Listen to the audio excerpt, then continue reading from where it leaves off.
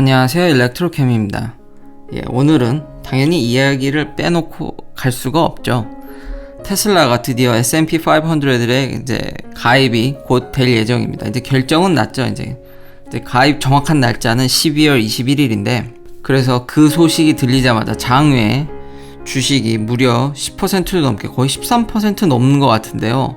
엄청난 점핑을 했습니다.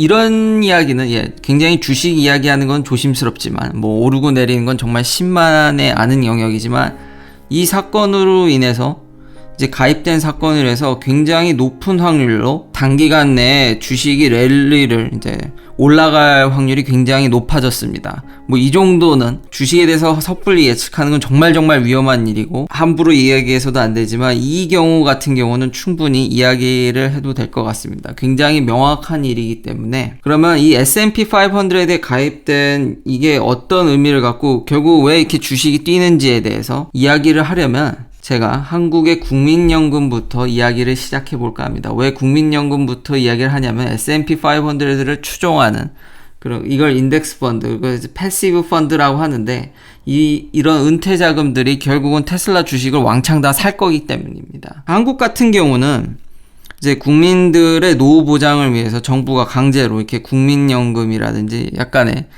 준조세라고 해야 되나요?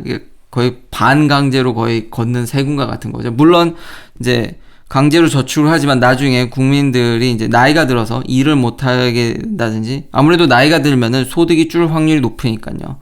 그런 것들을 이제 보조하기 위해서 일종의 만든 보안 장치죠. 사회 안전망이라고도 할 수 있고요.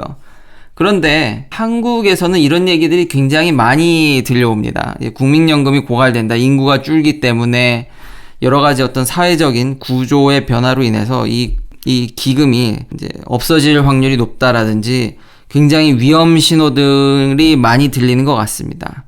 그런데 미국에서는 이런 일이 일어나지 않습니다. 절대로 일어날 수가 없습니다. 그럼 미국은 계속 이민자를 받기 때문이냐? 뭐 그런 요인들은 긍정적 요인이지만 아예 구조 자체가 미국은 이런 일이 발생할 수가 없습니다. 왜냐하면 이런 연금 프로그램들이 국가가 개입하지 않기 때문입니다. 완벽히 개입 안 한다고 얘기하긴 할 수는 없지만 그래도 이렇게 직접적으로 관리는 하진 않습니다. 그러니까 저의 또 이야기가 될 수도 있는데요. 전에도 말씀드렸듯이 저는 주식을 여윳돈으로 투자를 하지, 물론 고백할 거는 요즘 코비드로 인해서 잘 나가지 않다 보니까 계속 여윳돈이 있어서 사실 저는 예전에 말씀드린 이후에도 테슬라 주식을 더 사긴 했습니다.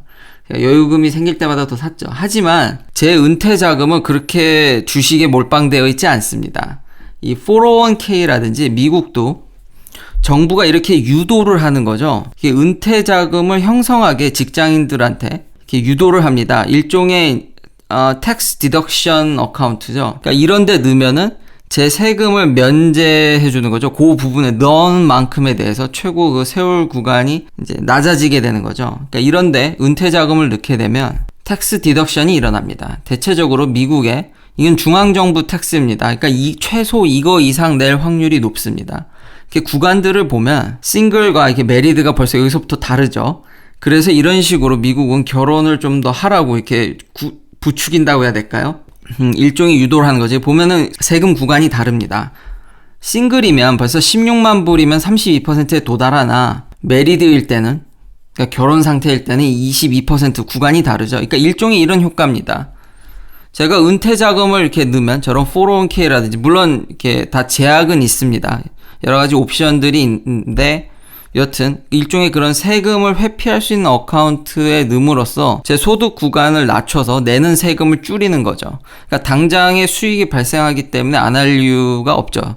대신에 문제는 이런 은퇴 자금들, 401k, 뭐 트래디셔널 IRA, 뭐 로스 IRA 이런 프로그램들이 여러 가지들이 있는데, 당연히 이건 은퇴 자금용으로 넣으라고 하기 때문에 세금을 안 매긴 건데, 물론 로스 IRA는 좀 다르지만 의도가 그렇다는 겁니다. 그러니까 정부가 이런 식으로 하도록 유도를 하는 거죠. 그래서 이렇게 은퇴 자금을 저는 이렇게 넣고 있는 겁니다. 이게 저의 메인 이제 은퇴 시 저를 이제 방어해줄 그런 일종의 국민연금이죠. 근데 이렇게 은퇴 자금이 모인 것들이 거기다 플러스 미국은 제가 그 투자 방향을 설정할 수 있습니다. 물론 이제 그런 운용사들이 그런 은퇴 자금을 가져서 운영하는데 제가 어느 정도 그런 프로그램들을 선택을 할 수 있겠죠. 근데 대부분 적지 않은 사람들이 이런 액티브 펀드가 아니라 패시브 펀드에 넣습니다. 그러니까 액티브 펀드는 뭐냐면 액티브하게 펀드를 운영하는 거죠. 근데 패시브 펀드는 뭐냐면 아까 그런 S&P 500라든지 그런 인덱스를 추종하는 겁니다. 그러면 이게 무슨 차이가 있냐면 가장 큰 차이가 익스펜스 레이시오가 다릅니다. 그러니까 일종의 관리비라고 해야 될까요? 그러니까 뜯어가는 그 피가 다릅니다. 당연히 패시브 펀드는 별로 관리도 필요하지가 않겠죠. 그냥 인덱스를 따라가는 거니까요. 그러니까 자동 프로그래밍화 돼가지고 관리가 되는 거기 때문에 거의 관리비가 없습니다. 그렇게 되면 무슨 이점이 되냐? 이 복리의 마법으로 인해서 이런 익스펜스 레이시오가 낮은 펀드에 가입하게 됐을 때 예를 들면 제가 10,000불로 시작했는데 뭐 매년 10%의 개인이다 그러면 20년 후면 67,000불이 좀 넘네요. 근데 이걸 익스펜스 레이시오가 0.5%이면 뭐 61,000불이고 익스펜스 레이시오가 올라갈수록 심지어 2.5% 떼간다면 나중에 46,000불밖에 되지 않습니다. 갭이 꽤 크죠. 이렇듯 이 익스펜스 레이시오를 간과하면 안 된다는 얘기입니다. 이렇게 은퇴 자금에 있어서. 그러다 보니까 많은 사람들이 패시브 펀드, 아까 그런 인덱스를 추정하는 뭐 뱅가드라든지 뭐 피델리티 뭐 이런 큰 아니면 블랙락 뭐 이런 데 갔다가 이제 돈을 넣게 되는 거죠. 두 번째로 많은 사람들이 왜 그렇게 하냐면은 액티브 펀드의 성과가 그렇게 좋지 않습니다. 그러니까 패시브 펀드보다 나은 액티브 펀드가 별로 없습니다. 그러니까 사람들이 좀 더 안정적인 선호로 인해서 물론 그래도 액티브 펀드를 잘 고르면 또 이 얘기를 듣고 너무 다 패시브 펀드에 넣으시면 안 됩니다. 그거는 이제 개인의 당연히 이런 투자들은 선택과 결정에 달려 있는 겁니다. 여기 보면 텍스라든지 본인의 나이, 상황, 뭐 포트폴리오를 어떻게 가져갈 거냐에 따라 선택하셔야 문제지만 대체적으로 적지 않은 사람들이 이렇다라는 겁니다. 성과가 그런 액티브 펀드들이 한수도 없어서 익스펜스 레이쇼도 떼가는데 성과가 지난 이런 역사적으로 봤을 때 그게 별로 좋지가 않은 거죠. 그 좋은 펀드도 있지만 그걸 고르면 이제 더 수익이 나는 거지만 그러다 보니까 많은 사람들이 이래서 패시브 펀드에 돈을 넣습니다.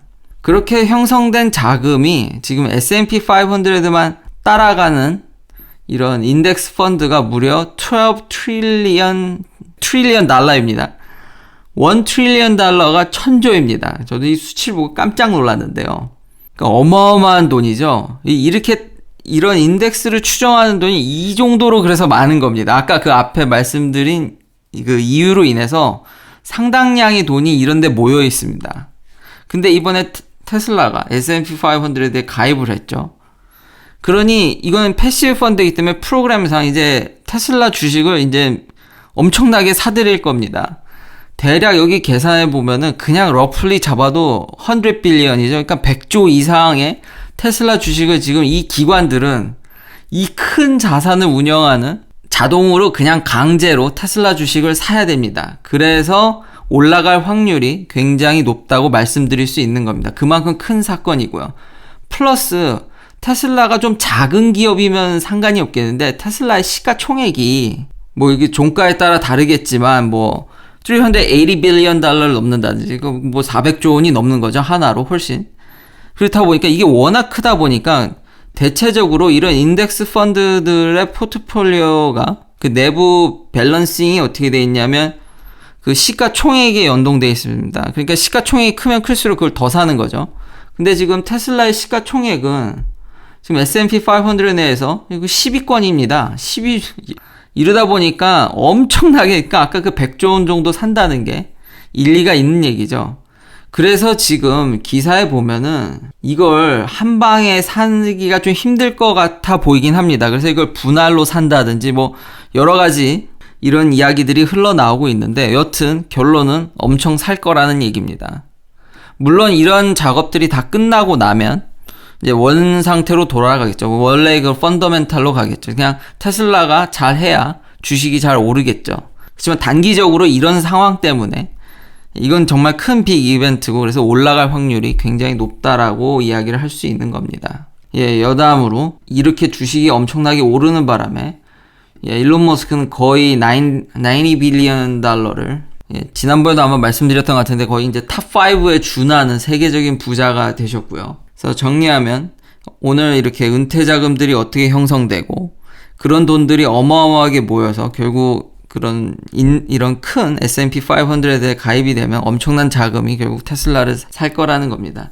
예, 이렇듯이 오늘 제가 은퇴 자금을 제가 어떻게 넣고 있는지 그런 것들이 저의 메인 스톱이고 항상 주식은 여유로운 마음으로 여유 자금으로 사셔야 되는 겁니다. 항상 좀 걱정되는 마음에 다시 한번 또 드리면 항상 투자의 결정은 본인이 이 리스크를 떠안아야 됩니다. 그러니까 확률만 얘기했지 제가 반드시 올라간다 이건 없습니다. 이런 여러 가지 분석 차트들을 보면 이거 웃긴 게 이게 빨간 다시 발표 당일이고 이제 레드라인이 이제 조인한 날인데 이거 보면은 대체적으로 발표되고 나선 여기 평균값 뭐 이런 기사 내용도 있죠.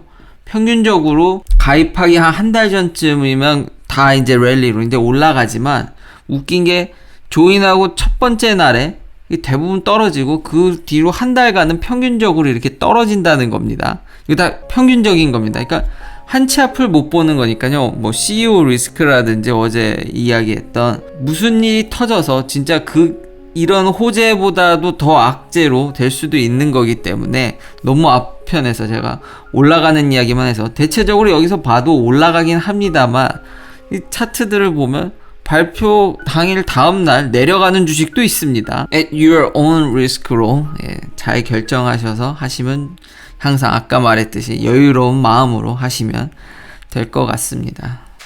긴 영상 시청해주셔서 감사합니다. 내일도 테슬라 관련 이야기로 찾아뵙겠습니다. 우와.